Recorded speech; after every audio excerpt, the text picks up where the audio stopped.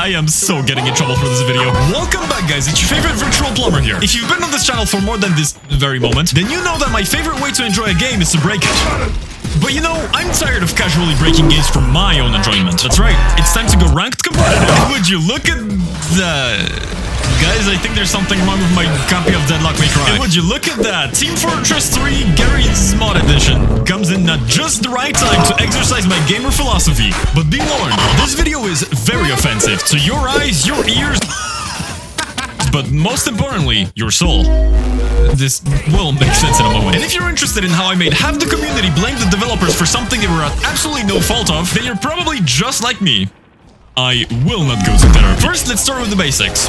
Deadlock is a MOBA, which stands for my sanity in the gutter. This MOBA is a 6v6 with 2 central duo lanes and 2 outer solo lanes. Pay attention, League of Legends players. You need to count past 3 for once. And hopefully take a shot. There are currently 22 characters in the game, each having 4 abilities which you upgrade over time through souls. Speaking of which, souls are this game's proverbial version of money. I'd make a joke about the Clintons right about now, but I don't want my brakes to suddenly stop working on the highway. But not only do souls essentially count as experience for your character, you can also buy items with them. However, I must specify that this game was made by the same people responsible for Dota, so you can have up to 16 items. To compare, Dota has 6 plus 3, Lemoans might have 6, and Overwatch has 0 because they couldn't convince the investors not to make it pay to win. And that's where the magic lies. Normally, each character wants to pick items that complement their kits perfectly, and some items that accompany them in their current situation. And if this was like putting carefully selected toppings to make the most delicious pizza on earth, what we're doing is the spiritual equivalent of ruining the whole buffet. Pineapple. No. Strawberry, motherfucker. I am not getting invited to the cookout. The last thing you need to know before we get into the Korean mukbang is that Deadlock canonically takes place in Yemen. This will matter later on, so keep in mind. Let's start slow with something like... MashaAllah ya kiani shayfik ta'lib Mahmad wa Karim.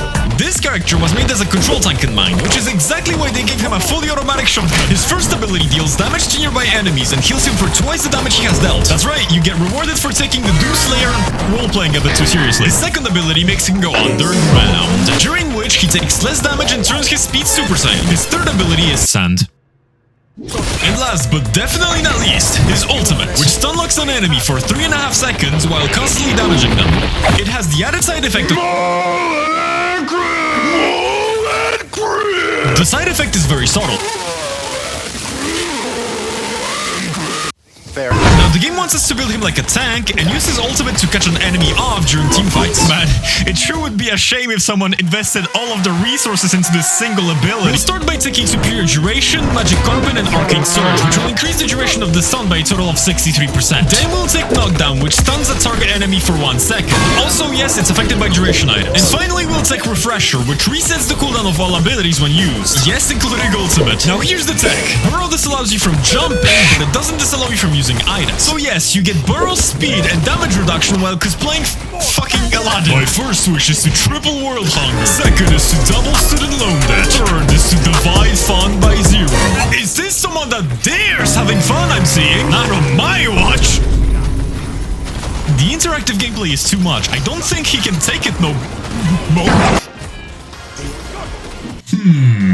Nah, just kidding, I'm broke.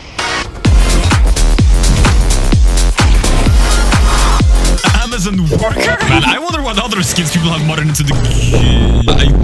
I definitely can't show this on YouTube. But let's spice it up with a bit of ice cubes from Home Alone 2. Khalid Kashmiri's first ability is something New Yorkers wish they could see in winter. He throws a grenade which damages enemies and heals allies. His second ability makes him pull out his ice skates for a couple of seconds. Also, he forgets gravity exists. His third ability makes him fire a giant ice laser. Yeah, there's not much to it. And finally, his ultimate, which is exactly what we're going to ruin someone's experience with. It creates a giant ball of ice which nobody can enter or escape while giving health regeneration to all allies and slowing down all enemies. You would normally use it during team fights to give your team an edge over the enemies. However, I've noticed the game doesn't force you to use it during team fights. In fact, it doesn't force you to use it on more than one person. In fact, it doesn't even force you to kill anybody. I think you know where this is going. All this requires is improved cooldown on ultimate and refresher. Then just... You can even do it to someone that seems problematic and make them miserable for the next 13 seconds while both of you watch everyone else play the game. Now the damage isn't quite so satisfying, which made me realize melee scales with bullet damage and resistance. Welcome to my MiKelvin Tyson video. I bought every melee item in the game and turned it into a The first to win gets a living wage! And no matter who you choose to fight, they will inevitably lose, because their diet is now a myth, and you're using roids. Can't imagine anything more infuriating than losing a YouTuber boxing match. And if you have a friend you've abducted... I mean 1v1, Billy. The best duo is Drip Tap Ibrahim, since his preferred playstyle is Beats by Quran. And not only that, once your ultimate ends...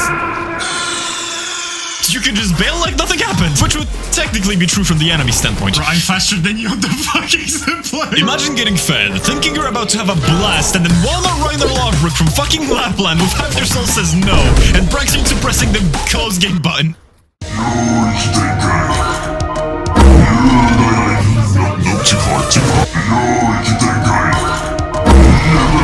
Actually, that's not that much better. MashaAllah, ya kiranak ta'lib Baeush.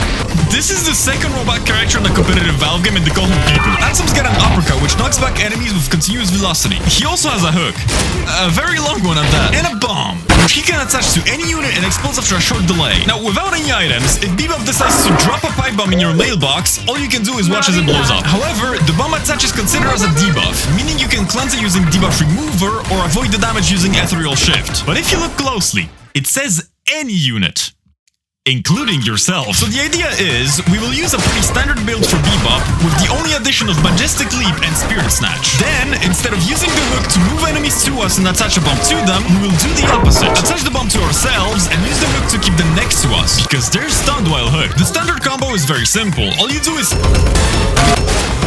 Okay, to be fair, most of them will die by the time you press the forward button. Wait, but can't you just parry to cancel the spirit then? Wait, but can't you just react and dodge and tap? Wait, there's no counterplay? Well, of course, otherwise I wouldn't do it.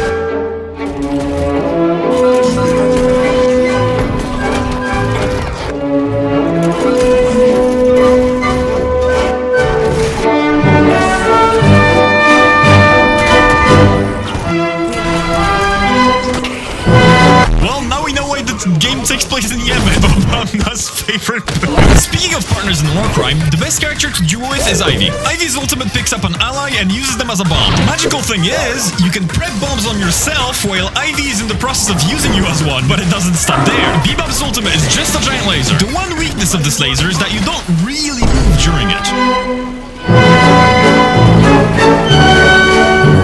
Truly a weapon to match Metal Gear. Now, I'll have to admit that I practice being an insanely good hook.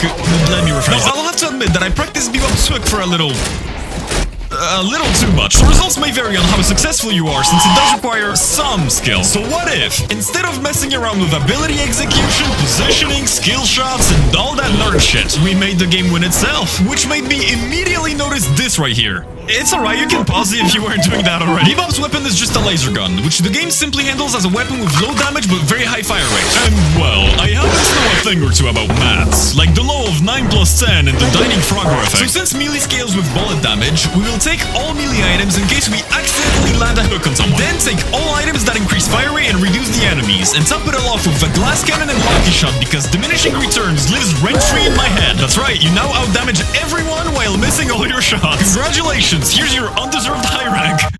So what have we learned today? Gaben, stay away from Yemen.